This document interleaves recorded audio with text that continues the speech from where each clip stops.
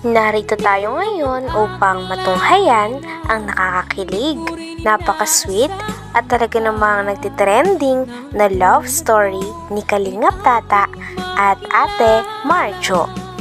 Sa pagpapatuloy ng ating istorya ay nung araw nga na yun ay talagang hindi na nga umaalis si Kalingap Tata sa tindahan nila Ate Marjo sapagkat talagang nabihag na siya sa ganda ng dalaga. Kitang-kita nga to sapagkat kinakantahan niya ang dalaga at lagi siyang nakatingin dito at natutulala na nga si Kalingap Tata dahil napaka-unique ng kagandahan ni Ate Marjo. Maski nga ang kanyang mga kasama ay sinasabi na talagang napakaganda at Pinay beauty si Ate Marjo. Ay, maganda nga talaga. Sobrang ano? Maganda nga talaga siya. Napasaya natin si ate ngayong araw. Ate, anong pangalan mo, te? Yung malungkot niyang ano, hindi naman malungkot. Marjo? Tahimik, no? Nabulog ngayong araw, no? So, thank you. Ayan, hindi na kayo magkakaintindihan dyan. Sabi pa rin itong mga ginagawa itong mga tatlo na to. Hindi pa humihinto. Ano, grabe oh. Kanina pa mga yan mga kalingap, walang kahinto-hinto yan oh. Dumidiskarte sila doon sa tindahan. May dalaga kasi doon. Tignan mo ang iingay-ingay nila doon mga kalingap. Kasi meron silang dinidiskartehan na chicks doon kanina. But, ano?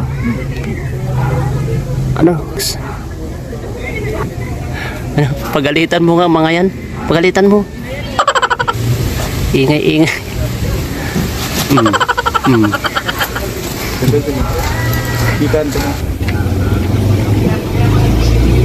Na naman si Tata tulo. In love. Pusan natin si Tata. Grabe oh. Ay no, tulala na naman oh. Hala oh. Yan oh, tignan natin yan tulal. Tignan mo. Kapag wala siyang kinakausap, tignan natin. Tignan mo. Ayan oh. Oh. Ayan oh, tulala na naman siya oh. Ayan oh. Oh, yan oh, tingnan mo, nakikita mo? Tulala siya oh, yan oh. Oh.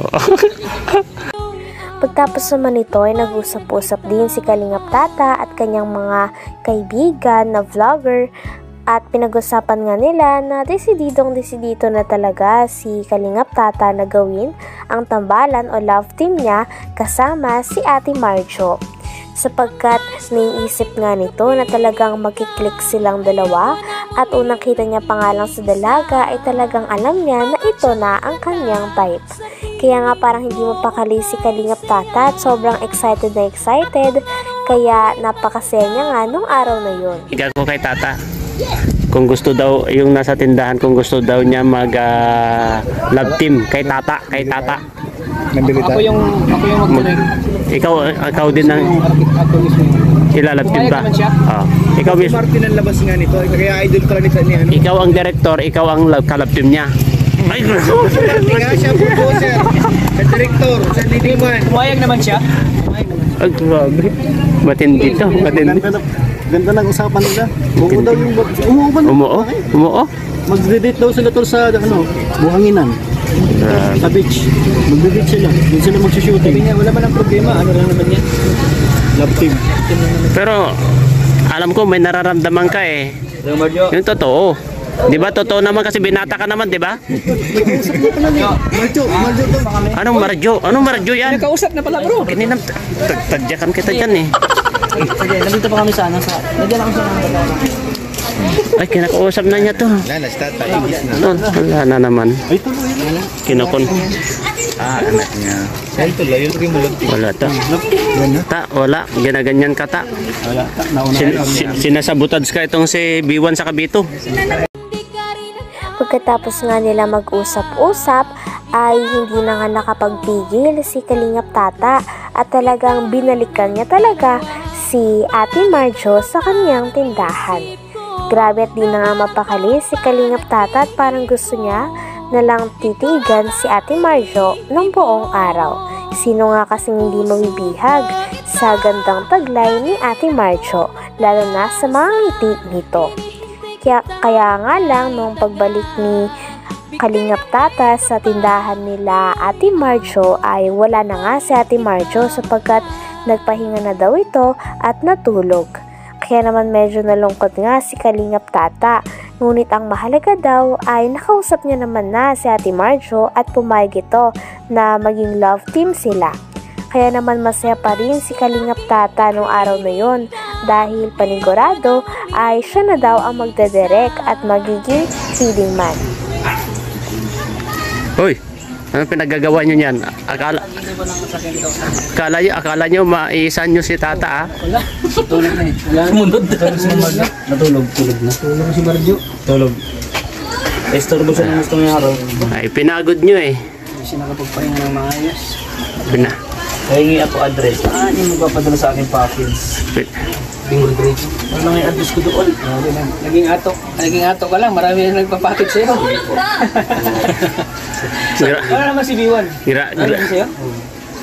Grabe. Ngayong may 3 package at darating sa akin. Sabi ano to yung Nike 4? Grabe kapag si Tata, grabe. Naghanap din ito kasi ng kanya eh. Ng for life na niya eh. Kaso dandaan niya mo. Huwag mo muna bibiglay. Oo, Pero bako ito, expectation ko mga ano ngayon? March, April, May, June. Ay mga June yan, Tol? B1. Mga June yan. Yeah, alam nyo, may payo ko sa iyo, Tol.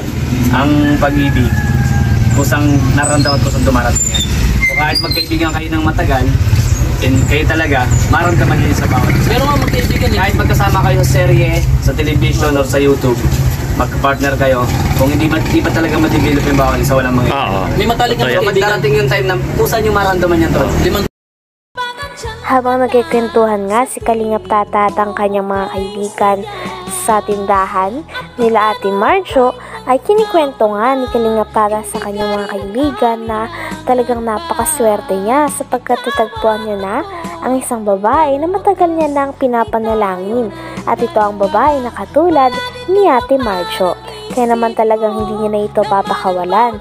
At sinabi rin ni Kalingap Tata na talagang napakaganda ng kanilang story dahil sa tindahan lamang sila nag-meet.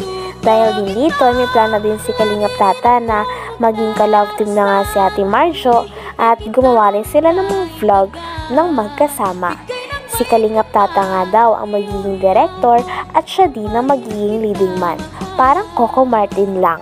Meron ako naisip eh. Pero sobrang hindi ako mag-upload. Gusto niya pa ng dalian. At hindi pa nga bubuhay. Meron na ako. Ano na? Unang Unang nakita ni dalagang nasa tindahan.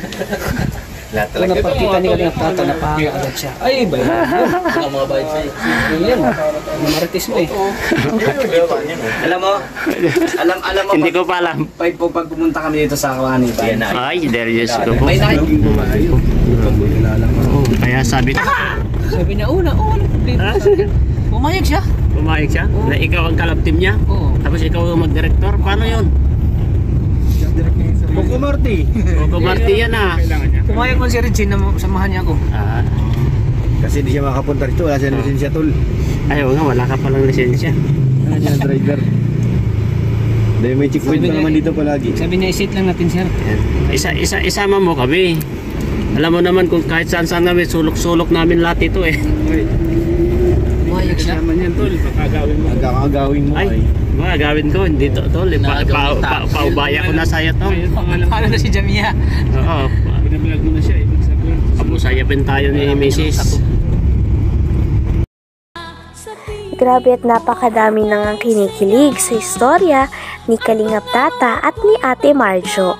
Sapagkat bagay na bagay nga daw ang dalawa dahil si Kalingap Tata ay isang single at matagal na nga natutulala dahil gusto niya na daw makita ang babae na talagang pinapangarap niya at para sa kanya. At sa kabilang banda naman, si Ate Marjo ay single din. 5 years na itong single at tinantay niya din ang tamang lalaki para sa kanya. Talagang swak na swak nga silang dalawa at marami na ring mga fans na naghihintay sa nalalapit nila na pagsasama sa isang vlog. Kaya sabay-sabay din nating abangan ang mga kaganapan at unang mangyayari kay Kalingap Tata at kay Ate Marjo dahil ang plano daw ni Kalingap Tata ay dadali niya din daw sa buhangin o beach si Ate Marjo. hanggang dito na lamang muna ang ating nakakilig at talaga namang napaka-sweet na latest update sa istorya ni Kalingap Tata at Ate Marcho. Hanggang sa muli, bye!